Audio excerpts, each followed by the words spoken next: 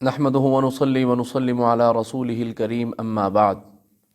बग़ैर किसी तमहीद के अपनी बात को शुरू करूँगा और सिर्फ़ इतना शुरू में अर्ज़ कर देता हूँ कि इस वीडियो में आपके सामने तजवीद के जो असबाक़ हैं वो आपके सामने रखूँगा।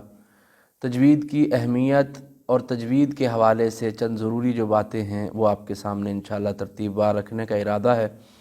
आप दुआ फरमाएं कि अल्लाह इसके अंदर हमारे लिए आसानी पैदा फरमाए। जो मुख्तसर से रूल होंगे इस हवाले से तजवीद के जिनकी ज़रूरत है हमें बहुत ज़्यादा, तो वो आपके सामने इंशाअल्लाह मैं रखूँगा। तो आपसे ये गुजारिश है कि आप इसको समाअत भी फरमाएं और इसको समझने की भी कोशिश करें। इंशाअल्लाह बड़े आसान और सादा अल्फाज में मैं आपके सामने तमाम चीज़ें रखूँगा और एक तरतीब से इंशाअल्लाह लेके चलने का इरादा भी है। सबसे पहले तजवीद की अहमियत इतनी समझ लीजिए कि तजवीद का हुक्म जो है, तजवीद के मुताबिक पढ़ने का हुक्म ख़ुद अल्लाह रब्बुल इज़्ज़त ने भी दे दिया है हमें, वरत्तिलिल क़ुरआन तरतीला, कि क़ुरआन करीम को खूब ठहर ठहर कर पढ़ा जाए।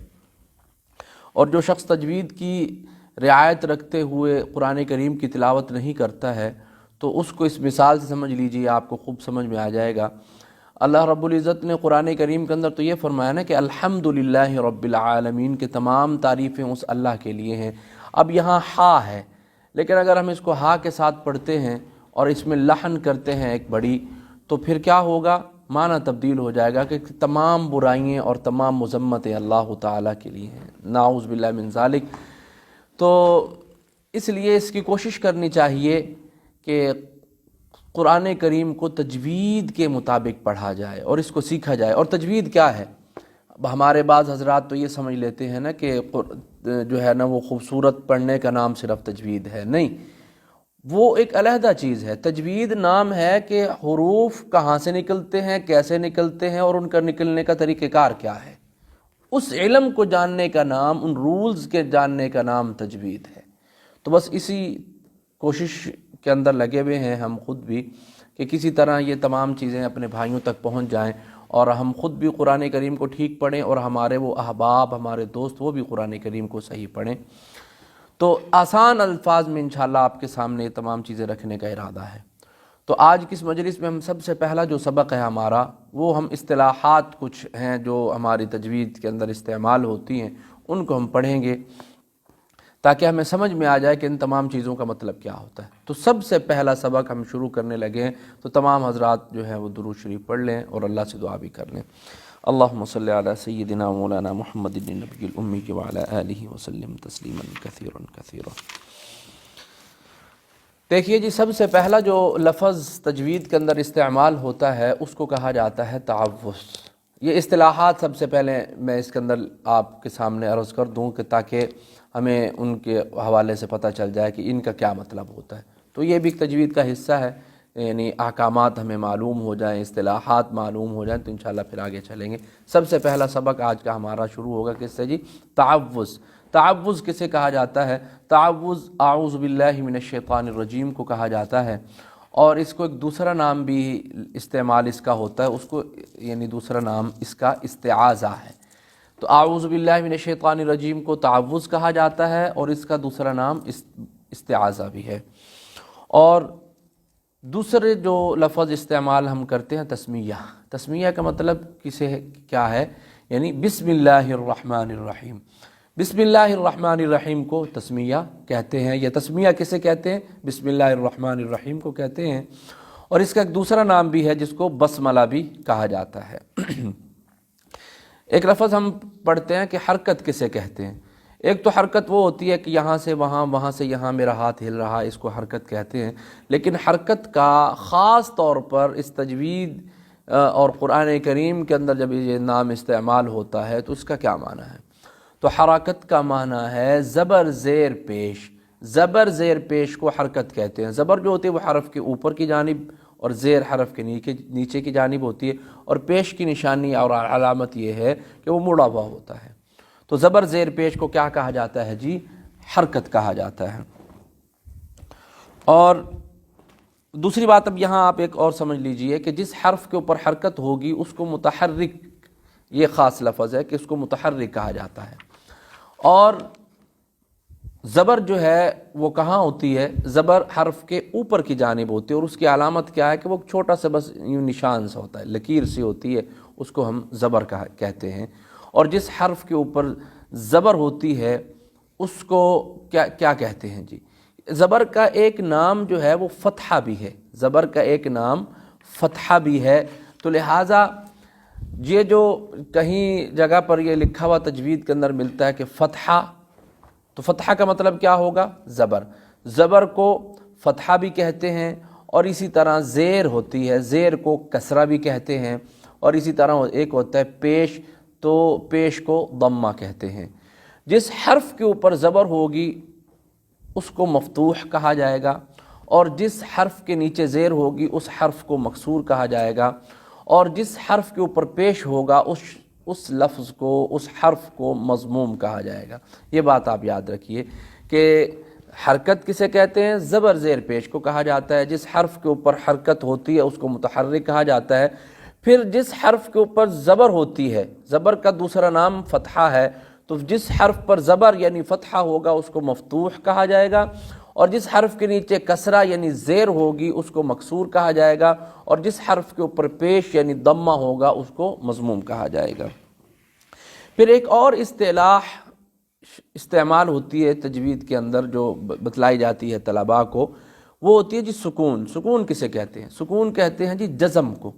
آپ نے دیکھا ہوگا اگر قرآن کریم کو اٹھائیں آپ تو آپ دیکھیں کہ ایک یوں کر کے دال کی طرح کا چھوٹا سا نشان بنا ہوا، تو دال کی طرح کا، اس کو جزم کہتے ہیں۔ سکون، جزم، سکون کیا مطلب کہ ان لام پر کوئی حرکت نہیں ہے، زبر زیر پیش نہیں بلکہ لام ساکن ہے، انسان نون بھی ساکن ہے، اور خلق ما لکی، اور رب را پر زبر ہے، با کے نیچے زیر ہے، لیکن حمزہ کے اوپر زبر، لام کے اوپر کچھ بھی نہیں ہے۔ تو یہ جو لام کے اوپر جو آ رہی ہے جو چیز، اس کو سکون اور جزم کہا جاتا ہے۔ اس کا مطلب یہ ہے کہ یہ ساکن ہے، اس کا یہ حرکت نہیں ہے۔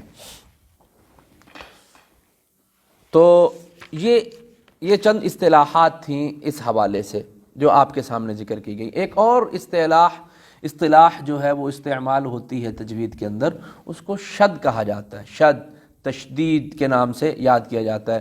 میں اکثر اپنے یہاں بچوں کو سمجھانے کے لیے عرض کرتا ہوں کہ وہ جو ڈبلیو چھوٹا سا ہوتا ہے نا، ڈبلیو کی شکل کا بنا ہوا جو ہوتا ہے اس کو شد کہا جاتا ہے، اور تشدید بھی اس کو کہا جاتا ہے۔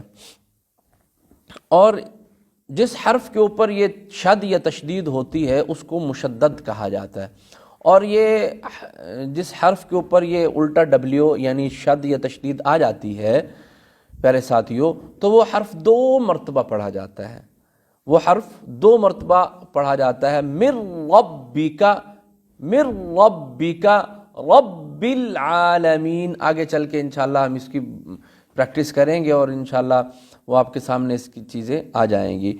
تو یہ یاد رکھیے کہ ایک ہوتی شد یعنی تشدید جو حرف کے اوپر ہوتی ہے، اور آسان سمجھنے کے لیے کہ وہ الٹا ڈبلیو سا بنا ہوا ہوتا ہے، تو جس حرف کے اوپر وہ آ جاتی ہے اس کو مشدد کہا جاتا ہے۔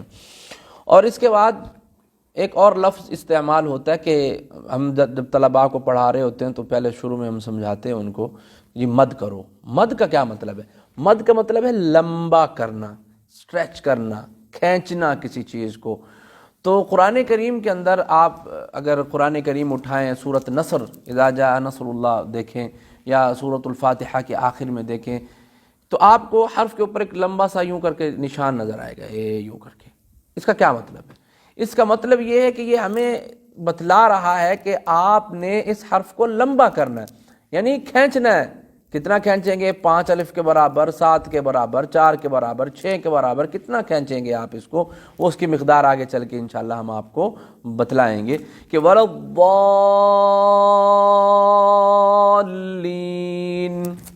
وَلَضَّالِّينَ۔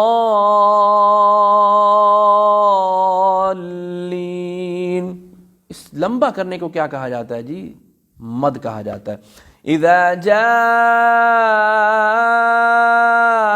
نصر اللہ والفتح، تو یہ مد کرنا، یہ کھینچنا کیا ہے جی؟ اس کو مد کہا جاتا ہے، لمبا کرنے کو، کھینچنے کو مد کہا جاتا ہے۔ تو یہ میرے محترم دوستوں اور ساتھیوں، یہ جو چیز ابھی آپ کے سامنے بیان کی گئی ہے، ان کو اصطلاحات کہا جاتا ہے۔ اور آخری آج کے سبق کی آخری چیز میں عرض کر دیتا ہوں کہ جو اصطلاح ہے غنہ۔ غنہ کسے کہتے ہیں؟